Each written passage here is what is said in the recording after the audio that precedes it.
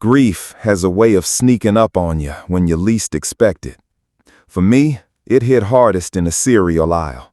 One minute I was comparing prices on oatmeal, and the next I saw a brand of almond milk that Laura used to love.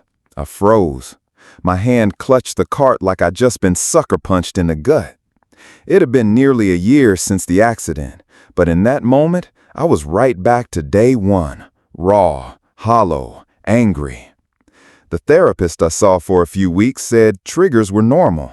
Your brain's trying to protect you, she said. It's reprocessing trauma.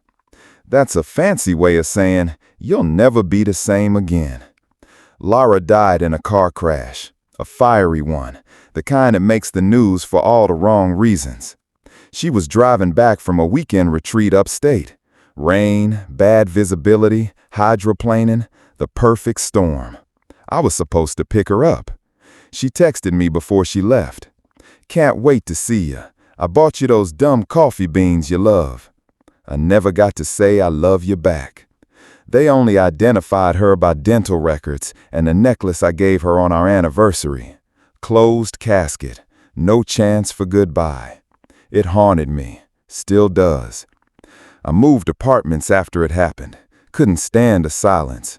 Got a new job. Threw myself into work. My friends tried to help. Some succeeded. Most didn't know what to say. So they said nothing. And eventually, so did I. Until last week. Mason, a buddy from college, sent me a message with a screenshot attached. Tell me this doesn't look like her. I didn't want to look, but I did. It was a Tinder profile. Name, Sierra. Age, 31. 3 photos. In the second one, she was smiling, holding a camera, same way Laura used to when she nailed a perfect shot. The resemblance wasn't just close, it was uncanny. Same dimples, same light freckle on the bridge of her nose, same piercing eyes. Hell, even the same haircut she had a few months before she disappeared. I didn't sleep that night. I kept zooming in, comparing old photos of Laura to the screenshots. It wasn't possible. She was gone, cremated, scattered at her favorite beach. I'd been there. I'd held the urn. Still, my hands moved on their own. I downloaded Tinder for the first time in my life, made a fake profile, used some generic headshot and a fake name, swiped right. It matched. Her name might have been Sierra, but everything about her screamed Laura. The way she messaged, her humor, her choice of words. And when she mentioned photography and Miles Davis, I felt my stomach twist. I asked to meet. She agreed. Tomorrow, 3 p.m., at a riverside cafe neither of us had mentioned before. Yet somehow, it was the exact place where Laura and I had our first real date 3 years ago. Coincidence? Maybe. But I don't believe in coincidences anymore. There's a part of me, the rational, grounded part, that says I'm being foolish, that grief is warping my perception, that people look alike all the time. But there's another part of me, the part that never believed they really found her body, that always thought something about her death felt off. And if this woman is who I think she is, then the real question isn't, why is she alive? It's, why did she fake her death? The cafe hadn't changed. Still had those uneven wooden tables and chipped mugs that made it feel more like someone's cluttered kitchen than a business. It was quiet, tucked behind a line of willow trees, hidden from the main road, the kind of place you only knew if someone brought you there. I sat at a table near the window. It was the same one Laura and I used to take. She said it had the best view of the river. I checked my watch. 2:54 p.m. 6 minutes early. I shouldn't have come. My hands were damp. I kept wiping them on my jeans. I tried to calm my breathing, slow the thoughts running wild in my head. What was I doing here? Meeting a stranger who looked like my dead wife? This was insane. Dangerous even. But I didn't leave. At 3:01, the bell above the door jingled, and there she was. She wore a dark green coat, her hair tucked behind her ears just like Laura used to do when she was nervous. She paused at the entrance, scanned the room, and then her eyes landed on me. I stood up, unsure whether to smile, wave, run, but she smiled first, a soft, cautious smile, familiar, too familiar. "Hi," she said, walking over. Her voice wasn't identical, but close enough to stir something deep in my chest. "You must be Daniel." Not my real name, of course. I'd used Chris on the app. "Yeah," I replied, shaking her hand. It was warm, real, grounded. We sat. For the first 10 minutes, we talked about nothing. Coffee preferences, the cold weather, how peaceful the cafe was. But I wasn't really listening. I was studying her face, the way she bit her lip before speaking, the faint scar on her left hand. Laura got it while slicing mangoes during our Bali trip. Same laugh, same posture, same everything. I asked about her photography. She told me she mostly shot abandoned places, old houses, forgotten roads, places with history, she said, places people leave behind. I swallowed hard. She noticed. "You okay?" she asked. "Yeah," I said, too quickly.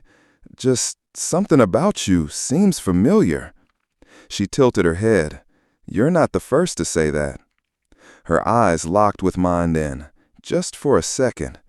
It was like she knew, or maybe I imagined it. I couldn't tell anymore. When the drinks arrived, she reached into her coat to grab her wallet. That's when I saw it. A small tattoo just above her wrist. A crescent moon with 3 dots. Hidden, subtle. My heart stopped. Laura had the same tattoo.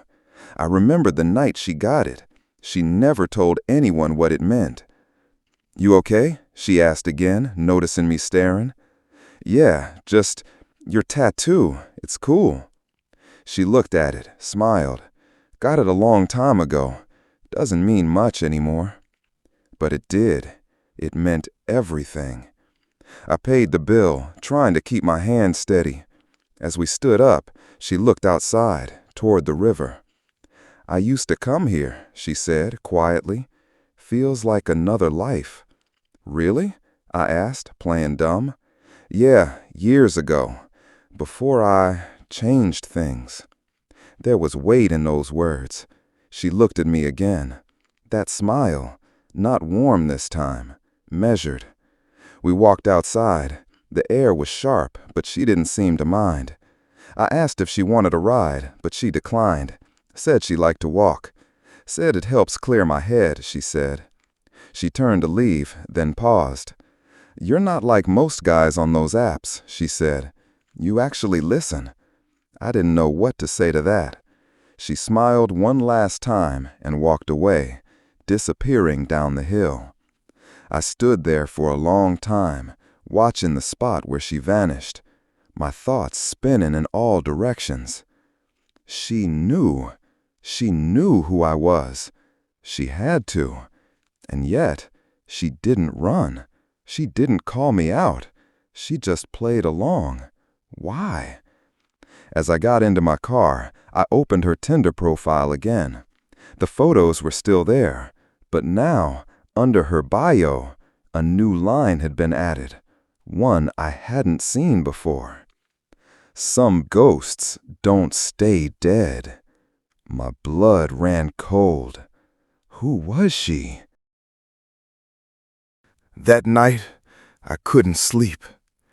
I kept replaying the meeting in my head, examining every word she said, every movement, every pause.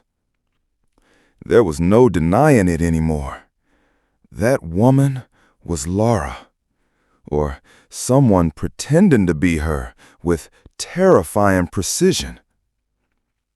I opened the box I had stored on the top shelf of my closet. It was the last piece of Laura I had kept after moving out, an old dented hard drive filled with her photos, projects, and journals. I hadn't touched it in months. Maybe I didn't want to see her smile frozen in time. Or maybe, deep down, I feared what I might find.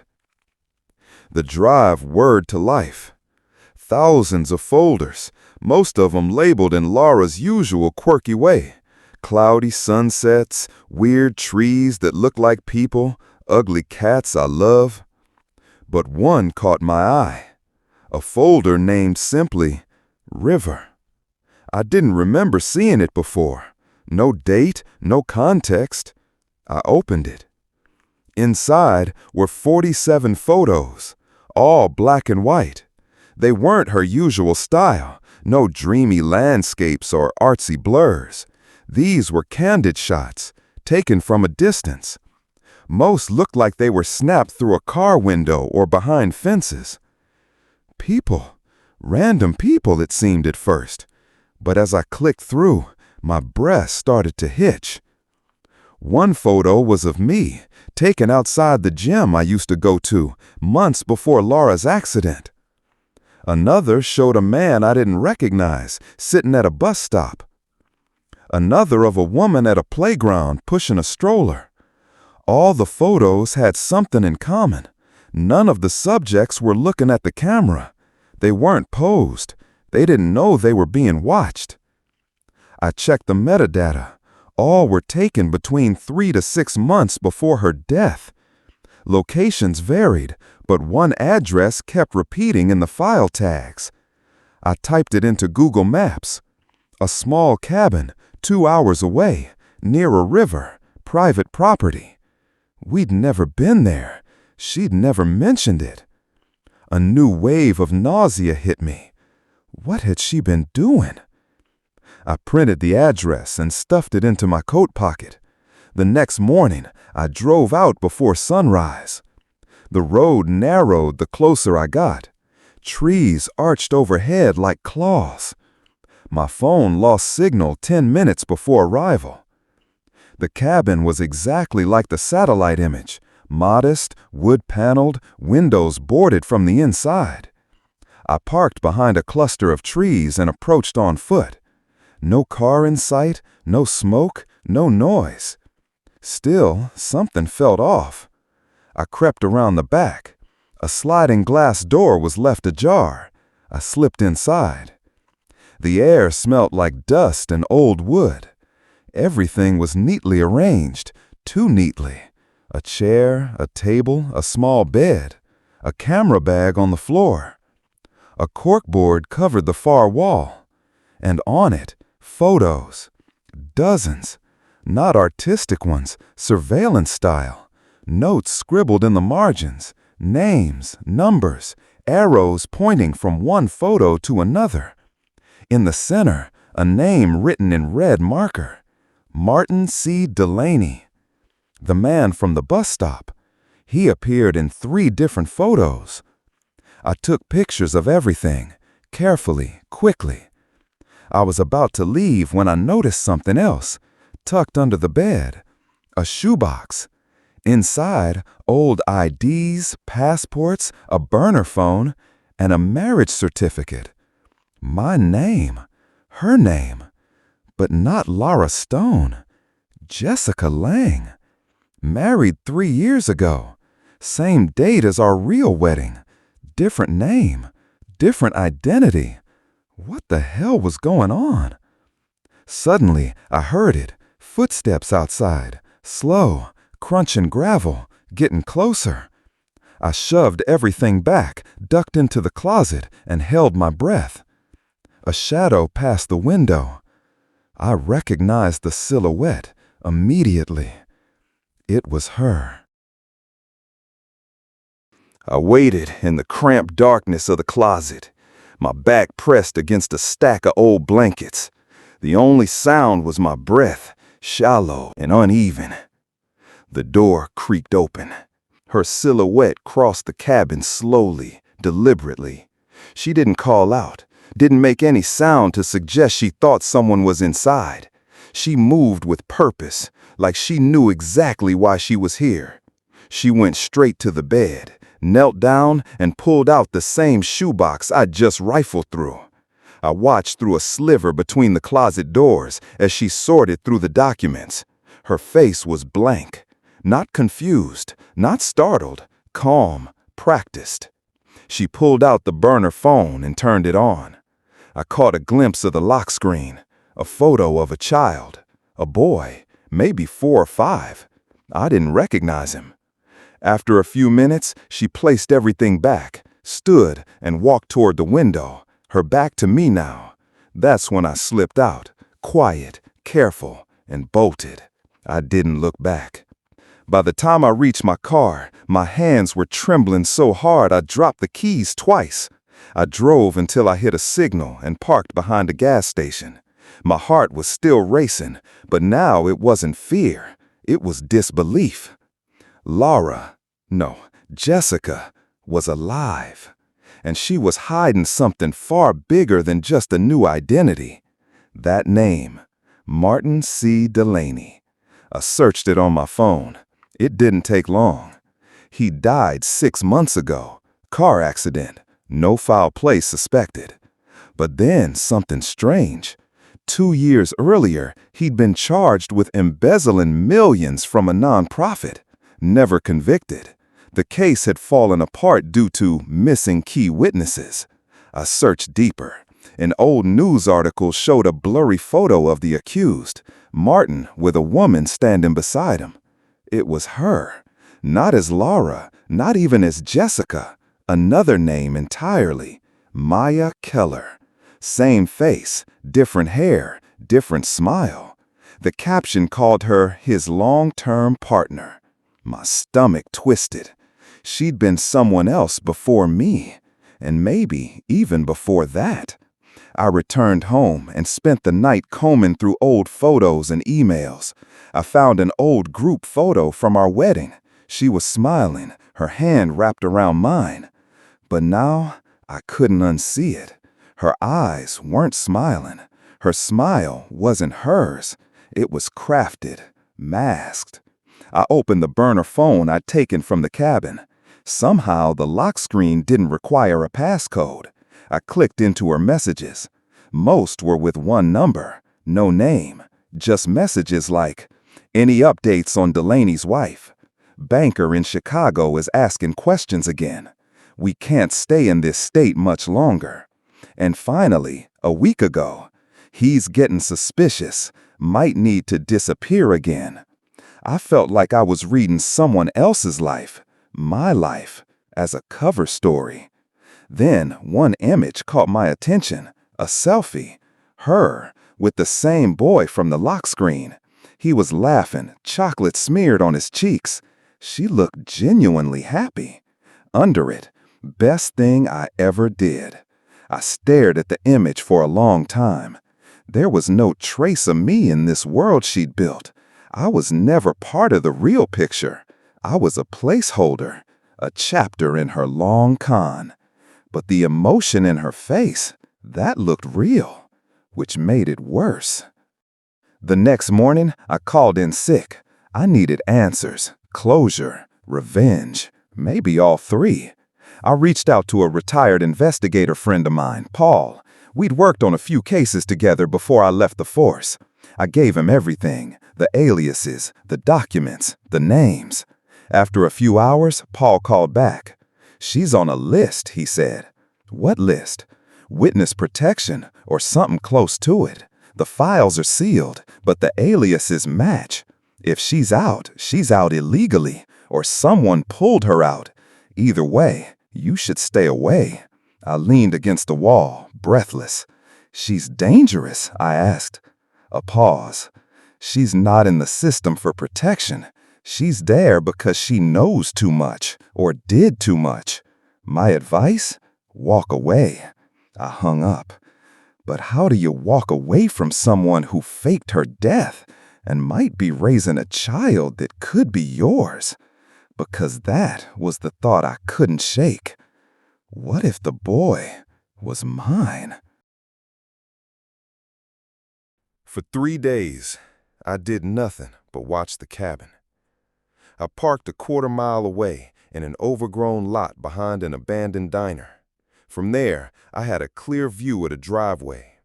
Morning until night, I stayed, ate from gas station bags, slept with one eye open. On the second day, I saw her again. She stepped outside with the boy, her boy. He was laughing, chasing a red plastic truck through the gravel. She looked soft, calm, not like someone hiding, not like someone on the run. But I couldn't shake the unease. If she had run, who was she running from? Or more terrifying, what if she had done something so dark she couldn't ever stop running? On the fourth morning, I left a letter on her doorstep. Nothing dramatic, just 4 words. I need the truth. And my number. That night, she called. No hello, no apology. Just silence for 5 full seconds.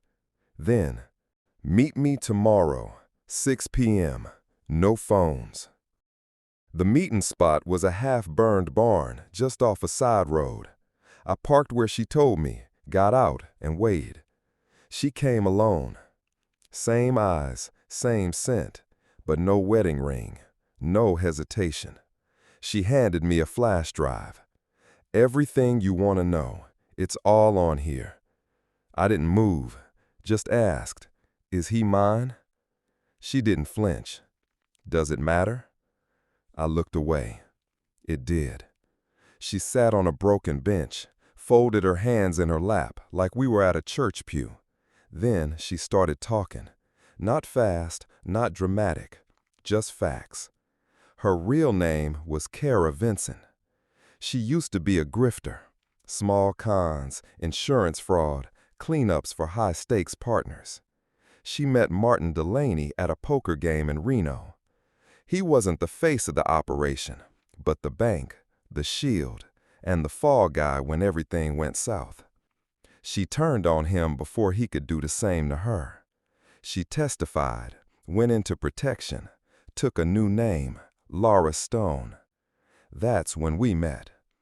I was the quiet cop with bad coffee habits. She was the woman who just moved to town. She wasn't supposed to fall for me, but she did, or said she did. When Delaney got out early, she panicked. The program warned her he might come after her, or worse, use me to get to her. So she staged her death, left enough traces to make it messy but believable. She thought I'd grieve, move on, stay safe. But she underestimated one thing. I didn't know you'd come looking, she said. I opened the flash drive that night. It wasn't just files, it was everything. Fake passports, audio recordings of Delaney threatening her, bank statements tracing stolen funds to offshore accounts, video footage of him stalking her after prison. Then one final folder, labeled Hold. Inside, a DNA test. My name, her name, and a third. Jude, 4 years old. Positive match, 99.9%. My son. The next morning, the cabin was gone. No sign of her, no car, no toys, no red truck. She vanished again, this time without a trace. I never reported it. What would I say? That my dead wife is alive and also not my wife and also a con artist who might have saved my life by leaving me?